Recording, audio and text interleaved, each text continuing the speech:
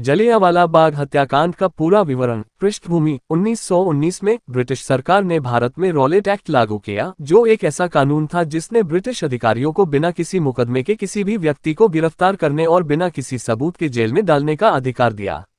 ये कानून भारत के लोगों के मौलिक अधिकारों का हनन था, जिससे पूरे देश में गुस्सा फैल गया। महात्मा गांधी के नेतृत्व में भारतीयों ने इसके खिलाफ विरोध प्रदर्शन शुरू किए।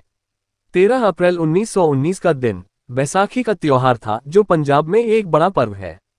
इस अवसर पर अमृतसर के जलियांवाला बाग में हजारों लोग एकत्रित हुए थे। इनमें से कई लोग बैसाखी के मेले में आए थे, जबकि कुछ लोग रॉलेट एक्ट के विरोध में आयोजित सभा में भाग लेने पहुंचे थे। जलियांवाला बाग चारों ओर से दीवारों से घिरा हुआ था और वहां जाने के लिए केवल एक संकरा प्रवेश मार्ग था। जब जनरल रेजिनाल्ड डायर को इस सभा की सूचना मिली, तो वह अपनी सैनिक टुकड़ी के साथ बाग के एकमात्र प्रवेश द्वार पर आ गया और वहां तैनात हो गया। हमला। डायर ने बिना किसी चेतावनी के भीड़ पर गोलियां चलाने का आदेश दे दिया। बाग में कोई भी बाहर निकलने का रास्ता नहीं था और जनरल डायर ने उस एकमात्र रास्ते को भी बंद कर दिया था। अंग्रेज सैनिकों ने गोलियां बरसाना शुरू कर दी और तब तक गोलियां चलती रहीं जब तक कि उनके पास गोलियों का स्टॉक खत्म नहीं हो गया। रिपोर्ट के अनुसार लगभग 10 मिनट तक लगातार 1650 राउंड गोलियां चलाई गईं।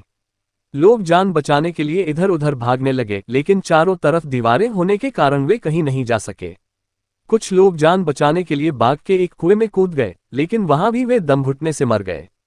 हत्याकांड के बाद का असर। इस क्रूर हत्याकांड में हजारों निर्दोष लोग मारे गए और घायल हुए। ब्रिटिश सरकार ने आधिकारिक रूप से मरने वालों की संख्या 379 बताई, लेकिन वास्तविक संख्या इससे कहीं अधिक थी, जो अनुमानतः 1000 से ज्यादा थी। इस बर्बरता की खबर सुनकर पूरे देश में गुस्से की लहर दौड़ गई। ये हत्याकांड भारतीय स्वतंत्रता संग्राम में एक महत्वपूर्ण मोड़ साबित हुआ। रविंद्रनाथ ठाकुर ने विरोध में अपनी नाइटहुड की उपाधि त्याग दी। महात्मा गांधी ने भी महसूस किया कि अब ब्रिटिश सरकार से समझौता करना असंभव है और उन्होंने ब्रिटिश शासन के खिलाफ अपने आंदोलन को और तेज कर दिया।